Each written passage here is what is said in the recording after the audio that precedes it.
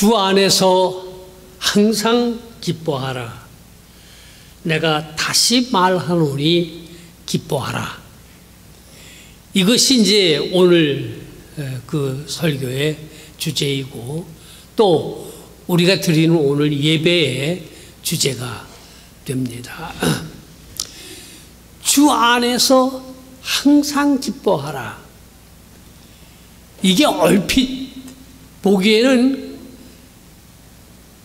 그럴듯한 말이지만 실제로는 이게 실천하기가 지극히 어려운 말씀입니다. 그리고 주 안에서 항상 기뻐하라. 이것은 구원면의 말씀이 아닙니다.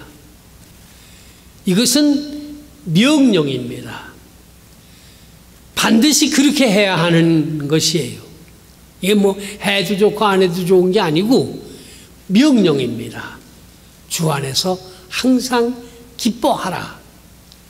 이게 성경이 우리에게 하시는 명령의 말씀입니다. 중요한 말은 주 안에서 기뻐하라. 주 안에서라고 하는 말은 내가 그리스도와 함께 살고 내 마음속에 그리스도가 살아계시고 나의 하는 모든 행동이 그리스도와 일치하는 것을 의미합니다. 이 경건 생활이 필요한 거예요. 늘 기도하고 성경 읽고 묵상하고 그리스도를 내 안에 모시고 사는, 그리스도 안에서 살게 될 때에 기뻐할 수가 있는 겁니다. 그러니까 주 안에서 기뻐하라 그런 것이지, 그리스도 안에 살지를 않는 사람이면은 기쁨 자체가 없는 겁니다. 인생이 무의미한 거예요. 어떤 사람이 직장에 나가가지고서 하루 일과를 잘 마치고 그리고 집에 들어와가지고 저녁 식사를 다 마친 후에 뒷뜰에 나가서 흔들은 자에 앉아있다가 생각해보니 이건 내가 왜 사는가? 삶의 의미가 없더라는 거예요. 그래가지고선 들어와가지고서 그냥 극약을 먹고 자살을 했다고 그래요. 주 안에서 살지 않기 때문에 그런 거예요. 주 안에서 살지 않는 사람들도 세상의 욕망을 채우기 위해서 아각대고 서로 싸우고 그저 그럽니다. 그런데 기쁨이 없는 겁니다. 예. 하마스가 이스라엘 사람들이 콘서트 하는데 가가지고서 그렇게 사람들을 죽이고 인질로 잡아가지고 그 사람들에게 기쁨이 있겠습니까? 이스라엘이 30만 명 되는 군대를 가자 보도에 갖다 집결을 시켜놓고서 이제 거기를 쳐들어가서 가자를 완전히 묵살을 내버리겠다. 그런다고 해서 하마스가 없어지느냐 이거예요. 모든 사람들이 이스라엘 보고 그거 하지 말라고 그러는 겁니다. 왜냐하면 그래 봤자 절대로 팔레스타인이나 하마스가 없어지지 않는다는 거예요. 어디 갔든지 살아있지 절대 없어지지 않는다는 거예요. 거기에 기쁨이 있겠습니까? 거기다가 폭탄을 터뜨리고 그리고서 그 비행기가 그 건물을 다 파괴하고 사람들을 죽여서 거기에 기쁨이 있겠습니까? 없어요. 왜? 주 안에 아니면 기쁨이 없는 거예요. 인생에. 항상 기뻐하라 그러셨습니다. 이게 사람 살아가는데 이게 항상 어떻게 기뻐합니까? 생사고락이 아닙니까? 우리가 살아가는 게. 살아가기도 하고 죽기도 하고 고통스러운 때도 있고 즐거운 때도 있고 그런 거예요. 그게 우리의 삶의 현실입니다. 그런데 성경은 우리에게 항상 기뻐하라, 이렇게 말씀을 하고 계시는 거예요. 오직 예수 그리스도 안에 살 때에만 항상 기뻐할 수가 있는 것입니다.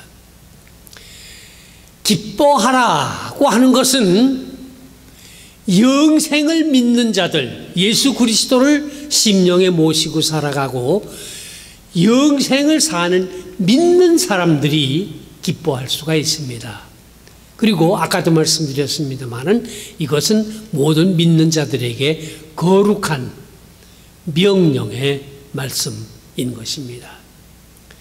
기뻐하라. 저희 부모님들이 그 전쟁 후에 그 가난한, 그 어려운 그런 여건 속에 사셨는데도 그분들이 늘 기뻐하는 모습을 저는 보았습니다. 그리스도를 모시고 살았기 때문에 그런 겁니다. 팔남매를 거느리고 그 먹이고 입히고 하루 세 끼, 그 얼마나 힘드는 겁니까? 그런데 그것을 즐거운 마음으로, 기쁜 마음으로 그것을 하셨던 겁니다. 영생을 믿는 자들에게는 거룩한 기쁨이 항상 있는 겁니다.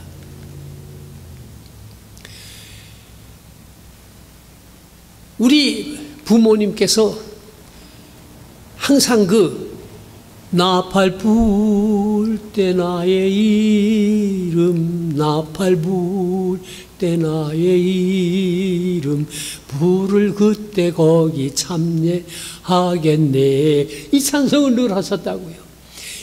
예수님께서 다시 오신다고 하는 것을 그분들은 믿으세요. 조금 이따가 이제 좀 더 구체적으로 말씀을 드리겠습니다만, 우리를 위해서, 나를 위하여 죽으신 예수 그리스도께서 다시 사셔서 부활하셔서 승리자가 되시고, 그분은 지금도 살아계시고 언젠가는 다시 심판자로 오신다고 하는 것을 믿었기 때문에 그들은 그 어려운 상황 속에서도 늘 기뻐하실 수가 있었는데, 우리도 그러한 것입니다. 여러분들 지금 사는 현실이 어떠하십니까?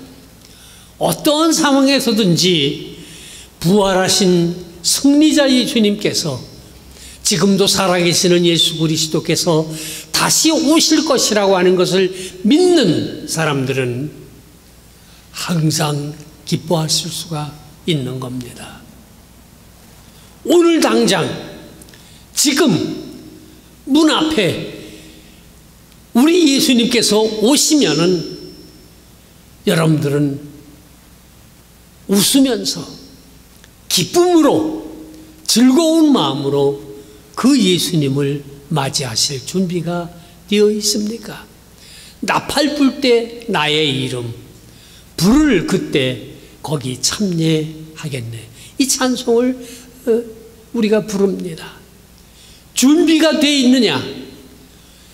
지금 당장 나의 문 앞에 예수님께서 오시면 기쁜 마음으로 그 주님을 영접할 수가 있는가?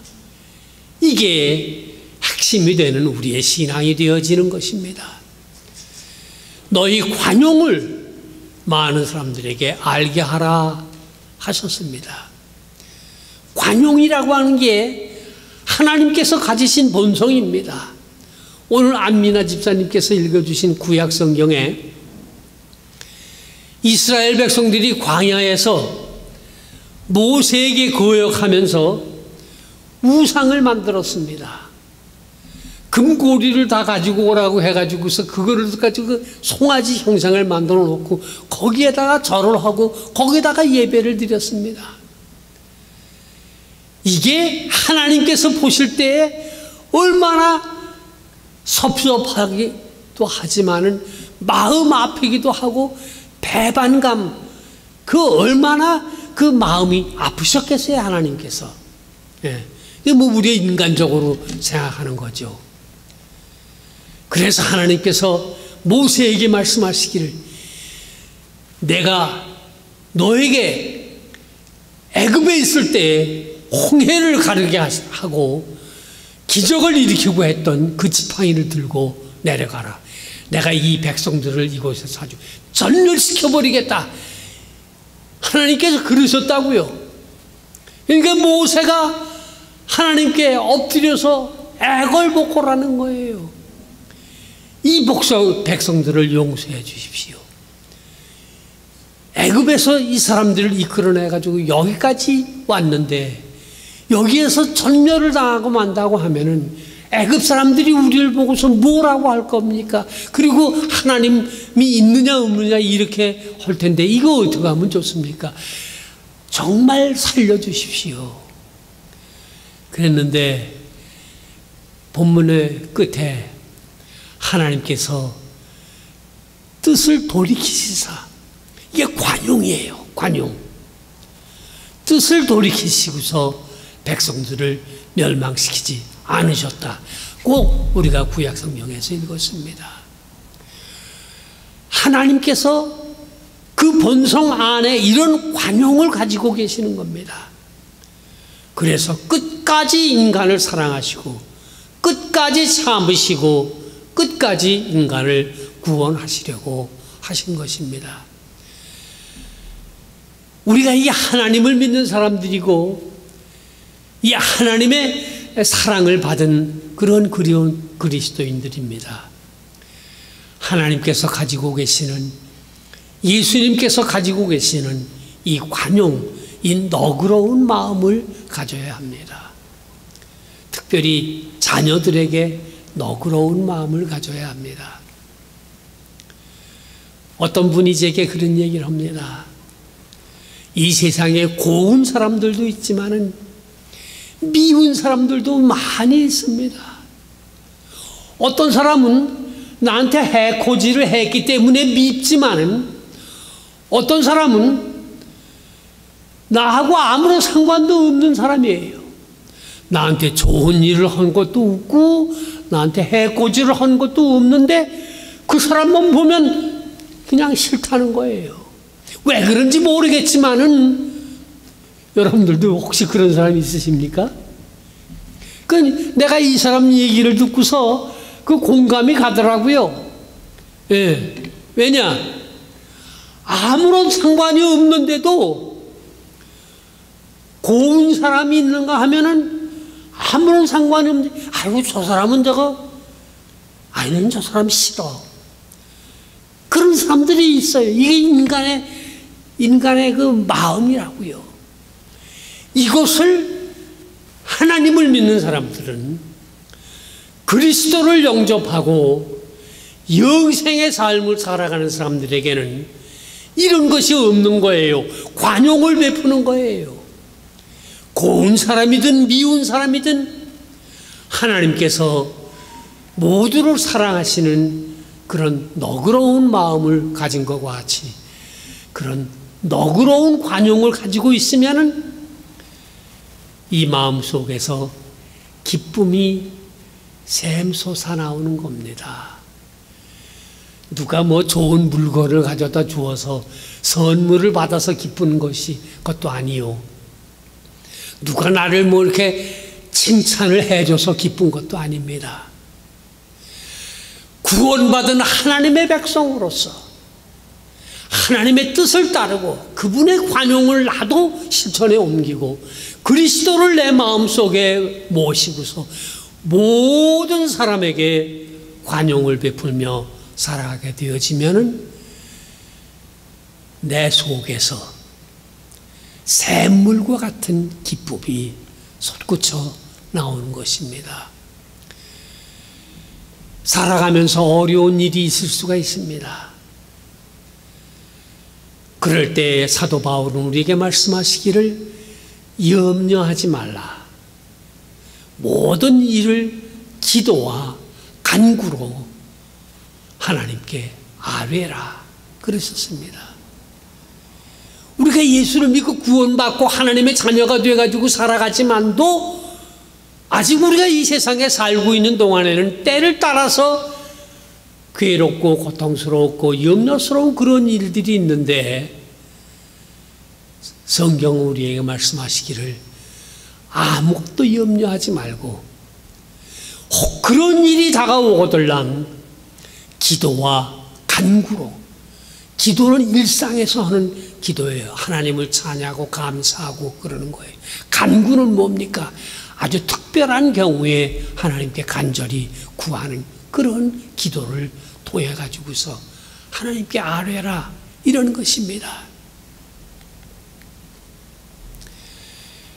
그리하면 기쁨을 가지고 하나님의 말씀에 순종하고 그리스도에 걸어가셨던 그 길을 꿋꿋하게 걸어가는 그런 삶을 살아가게 되면 모든 지각에 뛰어난 하나님의 평강이 너희와 함께 있을 것이다. 모든 지각에 뛰어난, 우리가 인간 세상에서 우리 인간적으로 겪을 수 있는 생사고락, 희노애락, 이런 모든 것들 뛰어넘는, 그것을 능가하는 그런 하나님의 평강이 우리 가운데 늘 있게 될 것이다 하시는 말씀입니다. 참으로 은혜스러운 말씀이에요. 이 말씀을 준비하면서 제 마음속에 그런 기쁨이 있었습니다. 우리 신학교 동창생들이 나누는 그 카톡이 있습니다. 그 카톡에 어떤 친구가 무슨 얘기를 썼는가 하니 심장마비에 대한 얘기를 썼어요. 특별히 혼자 사는 사람들에게, 혼자 사는 친구들에게 심장마비, 그러니까 갑자기 가슴이 아프거나 이렇게 되면은 어떻게 할 거냐? 방법이 있다 이거예요. 그러고들랑 119를 부르기 전에, 그리고 오자마자 심호흡을 계속 심호흡을 하고 세게 기침을 하라고 그러더라고요. 그랬다고요.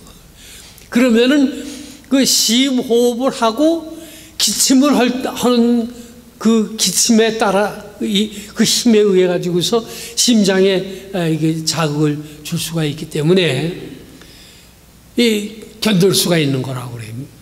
몇 초든 몇 분이고 견딜 수가, 119가 오기 전까지는. 그래서 심장마비가 오고들은 그렇게 하라고 친구들에게 다 그걸 알렸다고요. 뭐 그럴듯해요. 그런데 또 한 친구가 그 카톡을 보고서 거기다가 답을 올렸는데 뭐라는 거 아니? 이 사람아, 심장마비가 오면 하나님이 부르신 거야. 뭘 기침을 하고 그래. 그리고 답을 올렸어요. 이게 우리 인간 생이라고 하는 게 그렇습니다. 그러나 하나님의 말씀에 순종하면서 늘 기쁜 마음으로 살아가게 되었지만은 모든 지각에 뛰어난 하나님의 평강이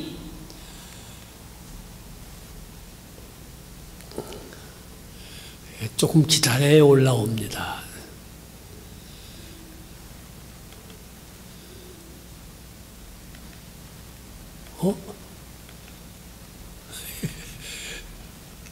아이고, 죄송합니다.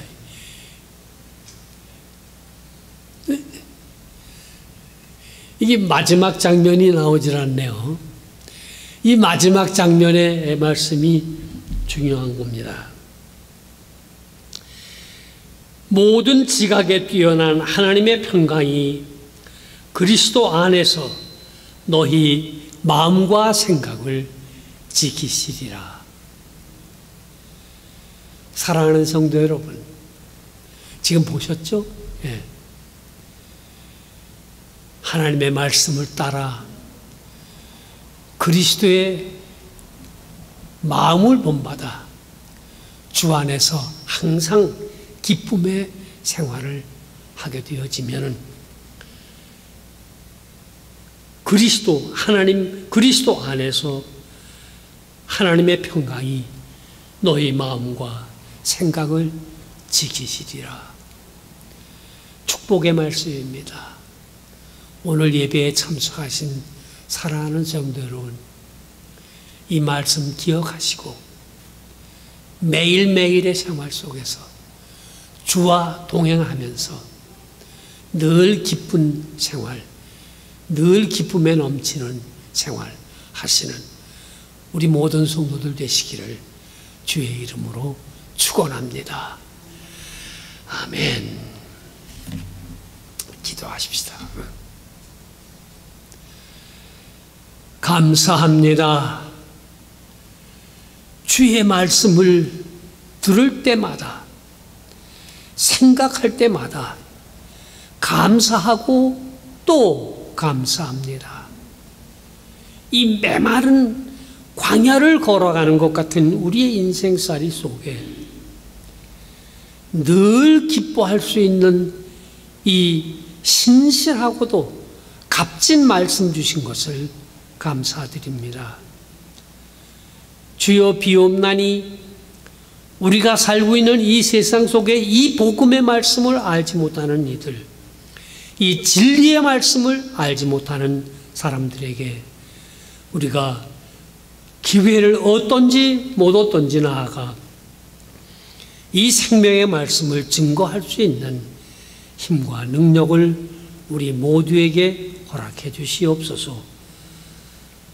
다시 오심하고 약속하신 예수님의 이름으로 간구하옵나이다. 아멘.